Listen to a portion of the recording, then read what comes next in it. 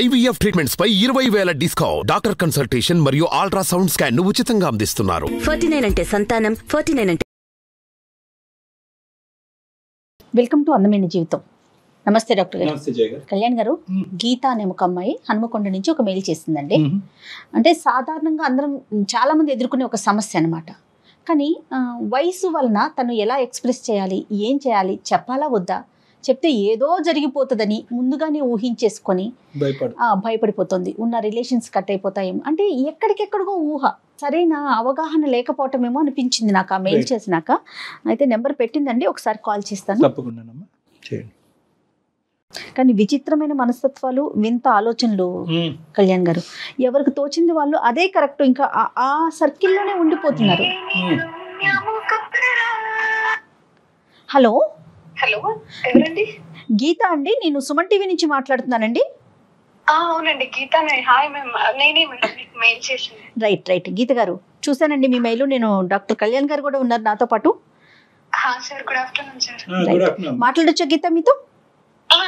మాట్లాడొచ్చు మ్యామ్, ఇబ్బంది ఏంటి? రైట్, చెప్పండి గీత, మీ వయసు ఎంతమ్మా, మీరు ఏ ఊరు నుంచి మాట్లాడుతున్నారు? సార్, మాది వరంగల్ దగ్గర హనుమకొండ సార్. నేను డిగ్రీ సెకండ్ ఇయర్ చదువుతున్నాను. సార్, నాది ఒక విచిత్రమైన సమస్య సార్. దీన్ని అసలు సమస్య అనాలా అనకూడదా కూడా నాకు అర్థం కావట్లేదు సార్ అసలు. అమ్మా చెప్పండి సార్. అది మాది సొంత ఇల్లు సార్, వరంగల్ దగ్గర. మేము ముగ్గురం అక్క చెల్లెళ్ళం. మాకు పక్కింట్లో ఒక ఆంటీ వాళ్ళు ఉంటారు సార్. వాళ్ళకి ఆడపిల్లలు లేరు, ఇద్దరు కొడుకులే. ఇంకా మేము ముగ్గురం ఆడపిల్లలం అయ్యేసరికి, వాళ్ళ ఇంట్లో ఆడపిల్లలు లేకపోయేసరికి ఆంటీ మమ్మల్ని చాలా బాగా చూసుకునే వాళ్ళు. ఓకే. ఇంకా ఆ రిలేషన్ లో ఇంకా ఆడపిల్లలు లేరు కాబట్టి ఆంటీ మాతో అంతా కలిసిపోయినందుకు మా రెండు ఫ్యామిలీస్ చాలా అంటే చాలా, ఇంకా ఒకవేళ నిజంగా ఫ్యామిలీస్ కూడా అంత క్లోజ్ గా ఉండలేరు, అంత క్లోజ్ గా ఉంటాము. మేము ఎక్కడికన్నా అవుట్డోర్ టూర్ కి అట్లా వెళ్ళాలనుకున్నా కూడా మాతో పాటు వాళ్ళు రెడీ అయిపోయి వచ్చేసేవాళ్ళు. ఒకవేళ వాళ్ళు వెళ్తున్నారంటే మేము వెంటనే మేమందరం కలిసి వెళ్ళాలి అన్నట్లుగా వెళ్ళేవాళ్ళం. అంటే మీరు పుట్టింది పెరిగింది అంతా అక్కడేనమ్మా? ఎంత కాలం బట్టి? 25 years నుంచి అక్కడే. నా ఇద్దరు అక్కయ్యలు, నేను బోర్న్ బ్రాటప్ అన్ని అక్కడే. ఇంకా రెండు ఫ్యామిలీస్ ఎంత అంటే పండుగలు వస్తే ఒకే ఇంట్లో వండుకొని తినేవాళ్ళం. ఆంటీ వాళ్ళ ఇంట్లో పూజలు, నోములు అలాంటివి ఏమన్నా ఉంటే ఆంటీ ఇంకా మమ్మల్ని తీసుకెళ్లిపోయి, ఆడపిల్లలు లేరు కాబట్టి ఆంటీ చీరలు, నగలు అన్ని మాకు పెట్టి మమ్మల్ని రెడీ చేసి బాగా మురిసిపోయేది. ఆడపిల్లలు లేరు అన్న లోటు మాతో తీర్చుకునే వాళ్ళ ఆంటీ. ఇంకా అలా రెండు ఫ్యామిలీస్ చాలా క్లోజ్ సార్ అసలు. ఇక్కడ మేము మా ఇంట్లో ఎవరైనా లేరు అంటే ఆ ఇంట్లో ఉన్నారని అర్థం. ఇంకా ఇద్దరు అక్కలు పెళ్లిళ్ళు అయిపోయాయి. వాళ్ళకు కూడా పెద్దన్నయ్య పెళ్లి అయిపోయింది, అబ్రాడ్ కి వెళ్ళారు. ఇంకా చిన్నన్నయ్య మ్యారేజ్ అయింది కానీ కరోనా కదా మేము, అందుకని work from home. So work from home కాబట్టి ఇంట్లోనే ఉంటున్నారు అన్నయ్య. అన్నయ్య కూడా, చిన్నన్నయ్య కూడా మ్యారేజ్ అయ్యింది కానీ వాళ్ళ వైఫ్ క్యారింగ్ పుట్టింటికి వెళ్ళింది డెలివరీ కోసం అని. సో అన్నయ్య ఇంట్లోనే వర్క్ ఫ్రమ్ హోమ్. నాకు కూడా కరోనా కదా మేడం, ఆన్లైన్ క్లాసెస్ జరుగుతున్నాయి. ఇంకా ప్రాజెక్ట్స్ అవి ఇవి కాలేజ్ లో వాళ్ళు పంపిస్తుంటారు. అవి నాకు ఫోన్ లో చేసుకోవడం, గాంధీ వాళ్ళు అనే వర్క్ ఫ్రమ్ హోమ్ కాబట్టి వైఫై పెట్టించుకున్నారు. వైఫై అని చెప్పేసి ఇంకా నేను అక్కడ నా ప్రాజెక్ట్ కి హెల్ప్ అవుతుంది వైఫై ఉంది కాబట్టి అని చెప్పేసి నేను కూడా ఆంటీ వాళ్ళ ఇంట్లోనే కూర్చొని వర్క్ అది చేసుకునేదాన్ని. అయితే ఒక రోజు అన్నయ్య వచ్చి, ఫోన్ లో ఎందుకురా ఇబ్బంది పడతావు, నా ల్యాప్టాప్ ఉందిగా ఖాళీగానే, అందులో చేసుకోమను ప్రాజెక్ట్ అని చెప్పేసి అన్నయ్య ఇచ్చారు. అలా నేను అన్నయ్య ల్యాప్టాప్ తో ప్రాజెక్ట్స్ అవి చేసుకునేదాన్ని, క్లాసెస్ ఏమన్నా ఉంటే వింటుండేదాన్ని. సడన్ గా ఒక రోజు ల్యాప్టాప్ లో వర్క్ చేసుకుంటున్నాను, అన్నయ్య ఉన్నారు వేరే రూమ్ లో. నాకు మెసేజెస్ వస్తున్నాయి మేడం, కంటిన్యూస్ గా ఒక 4-5 మెసేజ్లు వచ్చేసాయి ఫాస్ట్ గా. ఏంటి మెసేజ్లు అని చెప్పి చూసేసరికి అన్నయ్య మెయిల్ నుంచి నా మెయిల్ కి వస్తున్నాయి. ఏంటి అన్నయ్య మెయిల్ నుంచి నా మెయిల్ కి మెసేజెస్ అని చెప్పి నేను ఓపెన్ చేశాను మేడం. ఇంకా ఓపెన్ చేస్తే అసలు అవి ఏంటో పిచ్చి పిచ్చి మెసేజ్లు మేడం. అసలు ఏం అర్థం కాలేదు ఒక క్షణం. చాలా వల్గర్ గా ఏవేవో అసలు అవి నేను చెప్పడానికి కూడా వీల్లేదు. నేను అవి చూడలేక మధ్యలోనే ఆపేసి ఒకసారి ఒక క్షణం డౌట్ వచ్చింది, అదేంటి అన్నయ్య మెయిల్ నుంచి ఇలాంటివి రావడం, అన్నయ్య ల్యాప్టాప్ కదా, వేరే వాళ్ళు ఎవరన్నా వేరే ఏదన్నా అయి ఉంటది, నాకు పంపిండరు అని మళ్ళీ ఒకసారి చెక్ చేసుకున్నా. అదే చూస్తే అన్నయ్య మెయిల్ నుంచి నా మెయిల్ కే వచ్చాయి, అది షూర్ కన్ఫర్మ్ అయింది. కన్ఫర్మ్ అయింది.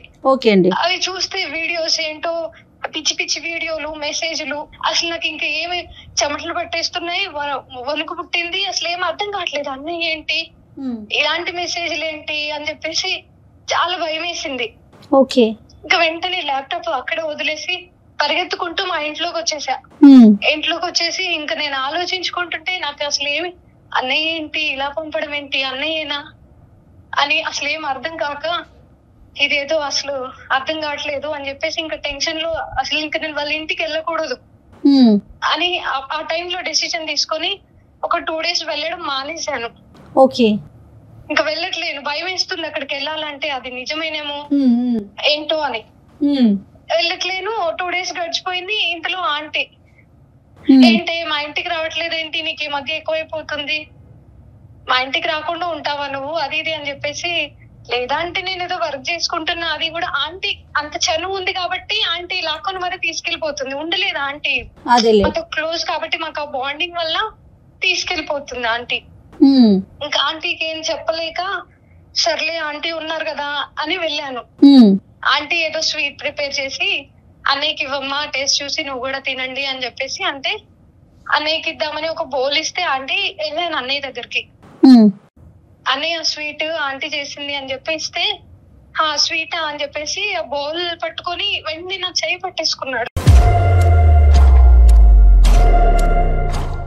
ఏంటన్నయ్య అనంటే స్వీట్ చాలా బాగుంది, నువ్వు తెచ్చావు కాబట్టి ఇంకా బాగుంటది నాకు తెలుసు, అదేంటన్నయ్య మీరు కొత్తగా మాట్లాడుతున్నావు ఏంటన్నయ్య అని చెప్పి నేను అడిగాను. ఓకే. అదేంటన్నయ్య నువ్వు ఇలా మాట్లాడుతున్నావు, ఎప్పుడు లేనిది, మొన్న మెసేజెస్ కూడా వచ్చాయి, అవి అనుకోకుండా వచ్చాయా అని చెప్పి నేను అడుగుతున్నాను.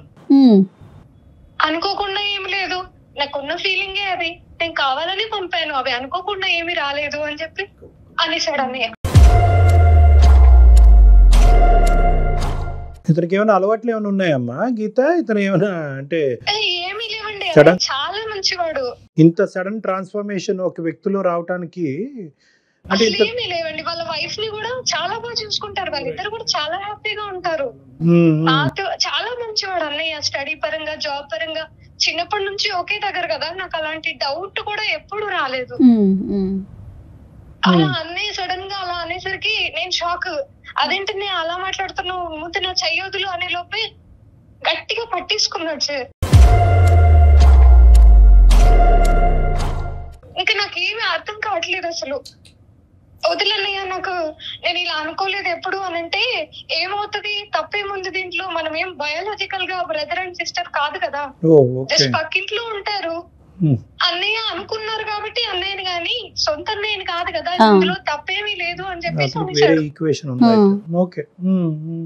ఈ ధైర్యం చేసుకుని ఎప్పటి నుంచి అన్నయ్య నీకు నా మీద ఇటువంటి ఫీలింగ్ ఉందన్న ప్రశ్న ఎప్పుడు అడిగావమ్మా? అడిగేంత ఛాన్స్ రాలేదు సార్. ఆ రోజు ఏమైందంటే గట్టిగా పట్టేసుకుని అలా అనేసరికి నాకు వదిలించుకోవడానికి నా ఇంట్రెస్ట్ అంతా వదిలించుకొని నేను ఇక్కడ నుంచి వెళ్ళిపోవాలి ఫాస్ట్ గా అని గట్టిగా అరుద్దామంటే ఆంటీ ఉన్నారు. ఇంత సడన్ గా ఈ ట్రాన్స్ఫర్మేషన్ నేనే డైజెస్ట్ చేసుకోలేకపోతున్నాను. ఇప్పుడు గట్టిగా అరవాలా, చెప్పాలా, అసలు నాకు ఏమీ అర్థం కావట్లేదు. అక్కడ నుంచి వదిలించుకొని ఇలా అనుకోలేదు నేను అని చెప్పేసి వెంటనే మా ఇంటికి వెళ్ళిపోయాను.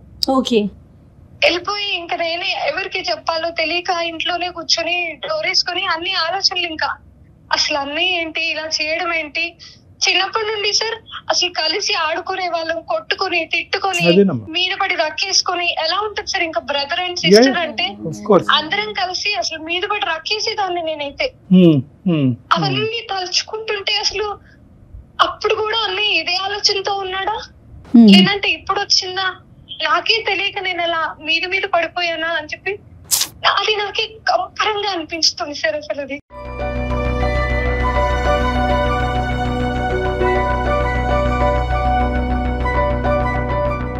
తలుచుకుంటేనే నాకు అసలు ఏమీ అర్థం కావట్లేదు. వెరీ సారీ అమ్మా. అంటే ఒక పరాయి వ్యక్తి ఇలా చేసినప్పుడే ఒక ఆడపిల్ల కంగు తిని మనసు విరిగిపోయి చాలా మంది ఆడపిల్లలు ఆత్మహత్య వరకు కూడా వెళ్ళిపోయినట్టు ఎవరికి చెప్పుకోలేనటువంటిది.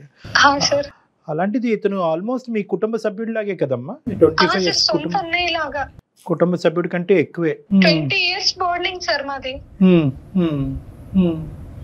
ఇప్పుడు నేను అసలు నేను నీకు మెయిల్ చేసింది ఎందుకంటే ఇప్పుడు నేను ఏం చేయాలి, నేను అలాగే ఉండిపోతే అన్నయ్య ఆలోచన చచ్చిపోతుందా, నేనే సైలెంట్ గా ఊరుకోవాలా, పోనీ వెళ్ళి మా అమ్మ నాన్నకి చెప్దామంటే ఇన్నాళ్ళు సార్ 25 years గా వాళ్ళు కలిసి ఉంటున్నారు, 25 years గా ఒకే ఫ్యామిలీ లాగా ఉండి అంత చేసి ఇప్పుడు మళ్ళీ ఇలా ఈ విషయం చెప్తే వాళ్ళు ఇంత మంచి బాండింగ్ చెడిపోతుందేమో అన్న భయం ఒకటి. మా నాన్న ఇంకా డేంజర్, చాలా పెద్ద గొడవ చేసేస్తారు సార్, అల్లురల్లురు అయిపోతుంది.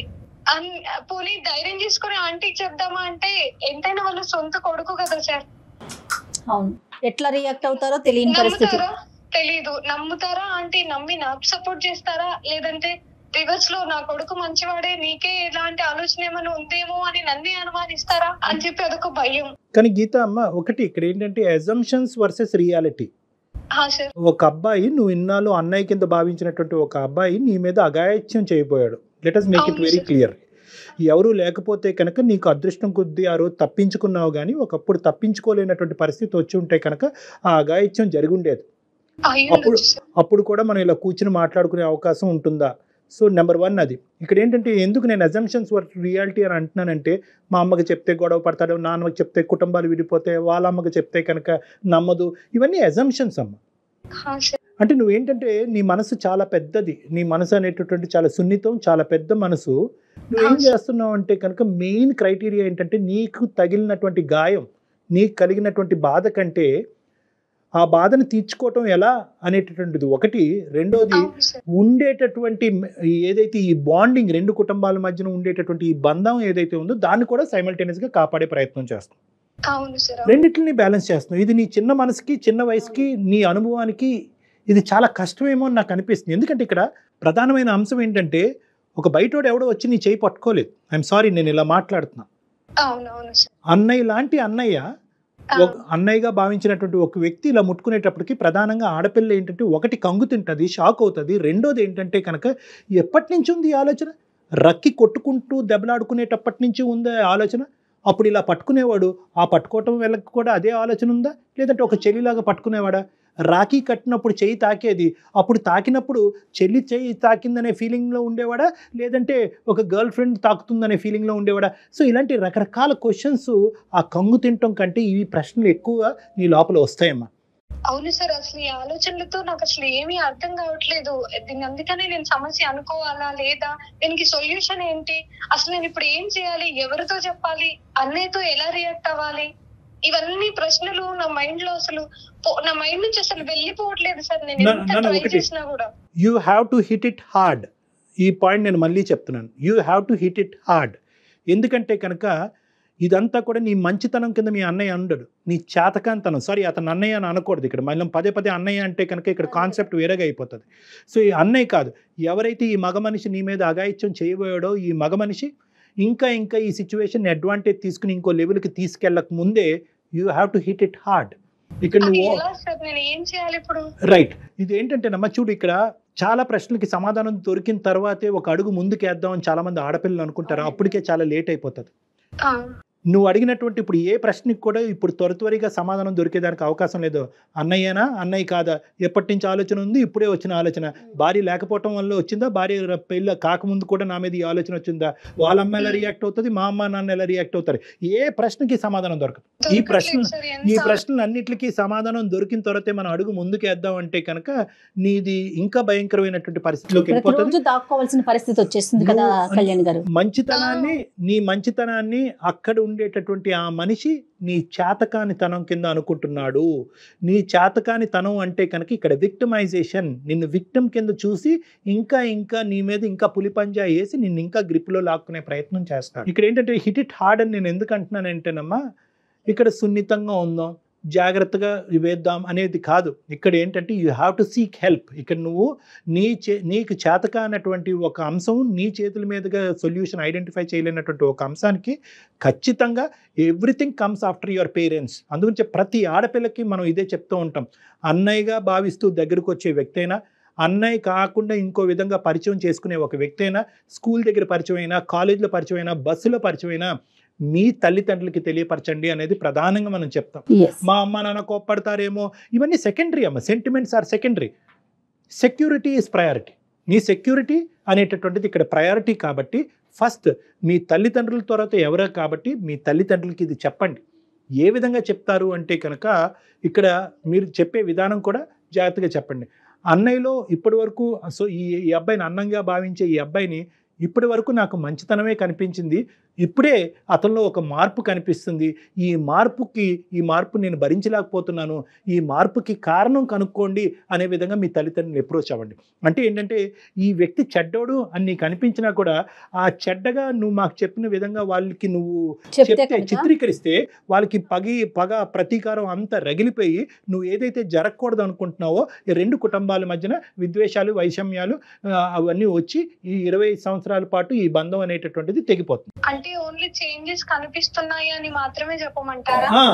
ఈ విధంగా ప్రవర్తిస్తున్నాడు, ఈ విధంగా ఆలోచిస్తున్నాడు, అతనికి ఏమైనా ప్రాబ్లం ఏమో, అతనికి ఎవరన్నా అతను తెలియట్లేదేమో, అతనికి ఎవరన్నా కౌన్సిలింగ్ చేయాలేమో అనేటటువంటి. ఎందుకంటే నువ్వు మా దగ్గరికి ఎందుకు వచ్చావమ్మా, ఎందుకు వచ్చావు సార్, ఈ రెండు కుటుంబాల మధ్యన ఏమైనా పర్వాలేదు, వాడికి బుద్ధి చెప్పాలి నేను, సో మా అమ్మ నాన్నతో నేను చెప్తాను, వాడికి గట్టిగా మా అమ్మ నాన్న చేత బుద్ధి చెప్పిస్తాను అని రాలే మా దగ్గరికి ఎందుకు వచ్చావు నువ్వు? ఈ రోజు చాలా మెచ్యూర్డ్ గా అడుగుతుంది కదా, చాలా మెచ్యూర్డ్ గా అడుగుతున్నావు.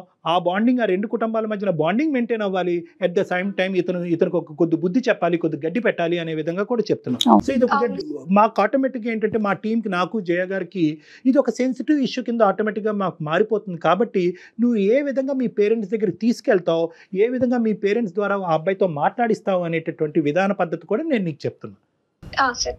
ఓకేనమ్మా? సో ఇదేంటంటే అన్నయ్యలో నేను ఎప్పుడు చూడలేదు. Obviously that is the truth. ఇప్పుడు వరకు నువ్వు అన్నయ్యలో, ఈ అబ్బాయిలో నువ్వు ఎప్పుడు ఈ తప్పు విధంగా చూడలేదు. సడన్ గా వచ్చింది. ఎక్కడి నుంచి వచ్చింది, ఎందుకు వచ్చింది, ఎలా ఇన్ఫ్లుయెన్స్ అయ్యాడు, ఎప్పటి నుంచి అనుకుంటున్నాడు అనే అంశాన్ని మీ పేరెంట్స్ వరకు తీసుకెళ్ళి ఇదంతా చెప్పి మీ పేరెంట్స్ ద్వారా అతనికి ఒక బుద్ధి చెప్పేటటువంటి ప్రయత్నం చేయండి. ఏమా ఒకప్పుడు వర్స్ట్ కమ్ సినారియో, నేను ఇది కూడా చెప్తున్నాను, వర్స్ట్ కమ్ సినారియో ఇది అక్కడితో ఇంకో లెవెల్ గొడవ కింద మారి రెండు కుటుంబాల మధ్యన ఒక డిఫరెన్సెస్ ఏర్పడినా కూడా అది తప్పు లేదు.